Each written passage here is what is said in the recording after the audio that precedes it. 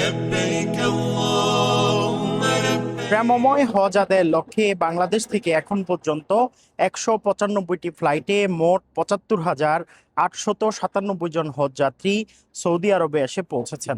আজ 21শে মে, আজ কিন্তু শেষ ফ্লাইট। বাংলাদেশ থেকে আগত 78,500 হজযাত্রী আজ সম্পন্ন হবে সৌদি আরবে আসা। এখন পর্যন্ত যারা মদিনায় অবস্থান করছেন তারা সারা বিশ্ব থেকে আগত সবাই কিন্তু এখন আজকে মক্কার দিকে রওনা হয়েছেন এবং আগামীকাল 22শে মে প্রায় মদিনা খালি হয়ে যাবে।